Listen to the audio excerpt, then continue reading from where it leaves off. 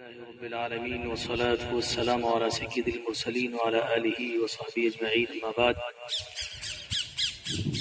شهر رمضان الذي أنزل فيه القرآن.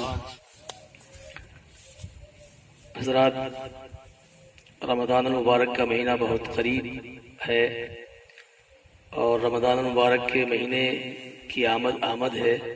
اللہ کے نبی صلی اللہ علیہ وسلم رجب کا مہینہ جب شروع ہوتا تھا اسی وقت سے رمضان مبارک کی تیاری شروع فرماتے تھے اور یہ دعا کرتے تھے: اللہم بارک لنا فی رجب و شعبان وبلغنا رمضان.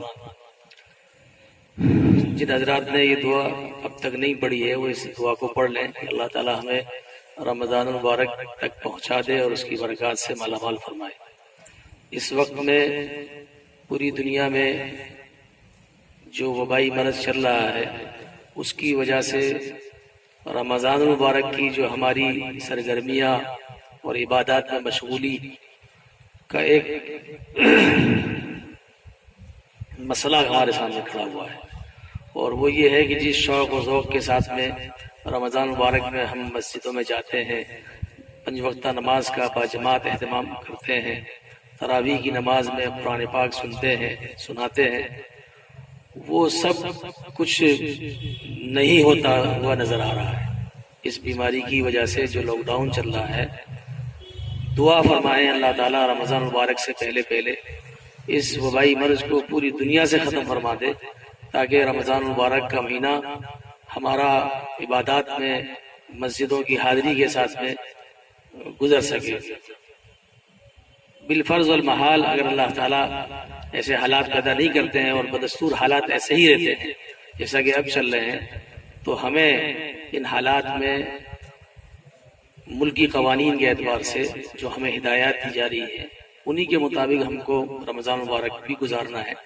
اور جس طرح ابھی ہم مسجدوں میں نہیں جا رہے بلکہ چند لوگ مسجدوں میں نماز پڑھ رہے ہیں، رمضان مبارک میں بھی ہمیں انہی قوانین پر اور انہی ہدایت پر عمل کرنا ہے اور جو عبادتیں ہم مسجدوں میں کرتے تھے ان کو اپنے گھروں میں کرنا ہے. خاص طور سے رمضان مبارک میں جو تراویح کی عبادت ہے جس میں بہت ذوق شوق سے مسلمان حصہ لیتا ہے اور اس کا اہتمام کرتا ہے، اس کو بھی اس نماز کو بھی ہم اپنے گھروں میں پڑھیں گے. ایک اعتبار سے دیکھا جائے تو یہ ایک موقع ہے ہمارے گھروں میں ڈھنگ سے عبادت کرنے کا، اور چھوٹے بڑے مرد عورتیں سب مل کر کے جو ہے وہ گھر میں نماز پڑھیں گے تو گھر کا ماحول بھی نورانی بنے گا. اللہ کے نبی صلی اللہ علیہ وسلم کا ارشاد ہے کہ تم اپنے گھروں کو قبرستان نہ بناؤ.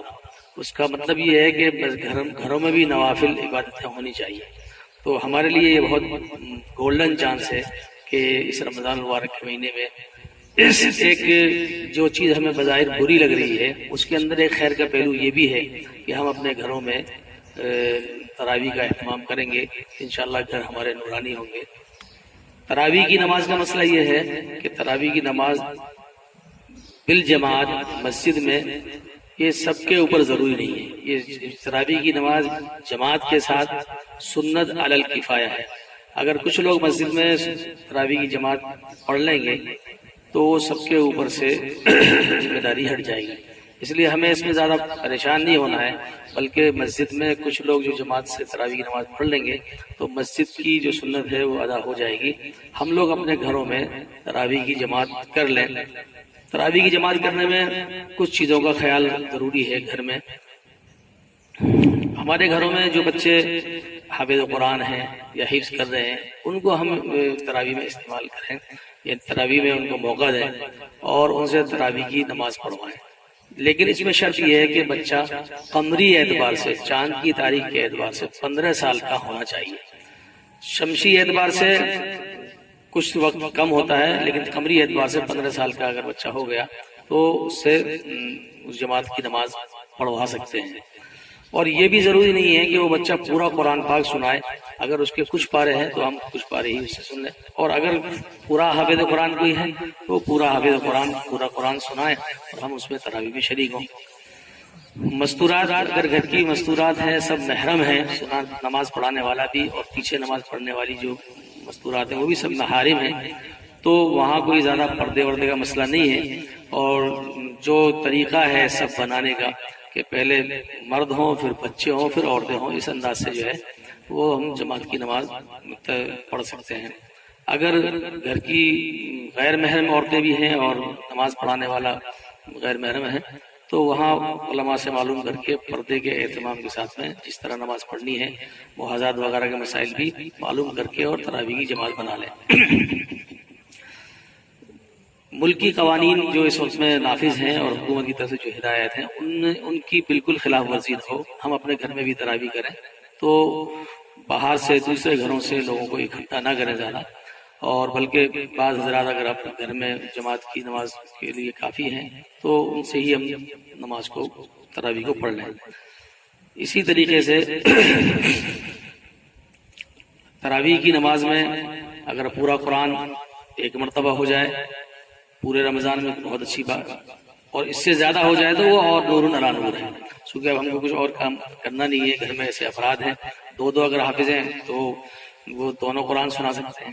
زیادہ سے زیادہ رمضان مبارک کے اس مہینے کو ہم وصول کریں، اور اس میں تراویح کے ساتھ ساتھ تہجد کی نماز ہے، اس کے علاوہ اشراق اوابین اور دوسری نمازوں کا بھی اہتمام ہو، قرآن کریم کی خاص طور سے تلاوت کا اہتمام۔ رمضان مبارک کے ساتھ میں قرآن کریم کا خاص جوڑ ہے، اللہ کے نبی صلی اللہ علیہ وسلم حضرت جبرائیل علیہ السلام کے ساتھ میں قرآن پاک کا دور کیا کرتے تھے، تو یہ قرآن کریم کی حفاظت کا گویا کہ مہینہ ہے۔ اللہ تعالیٰ نے قرآن کریم کو رمضان مبارک میں ہی نازل فرمایا ہے۔ ان باتوں کا ہم خیال رکھتے ہوئے رمضان مبارک کے مہینے کو گزاریں گے انشاءاللہ، اور دعاؤں کا اہتمام کریں گے۔ ہو سکتا ہے اللہ تعالیٰ رمضان مبارک کی برکت سے اس مرض سے پوری دنیا کو نجات عطا فرما دے۔ وآخر دعوانا ان الحمدللہ رب العالمین۔ خلیل احمد قاسمی، جامعہ عربیہ صدیقیہ، قطب پور، ضلع کرولی، راجستھان۔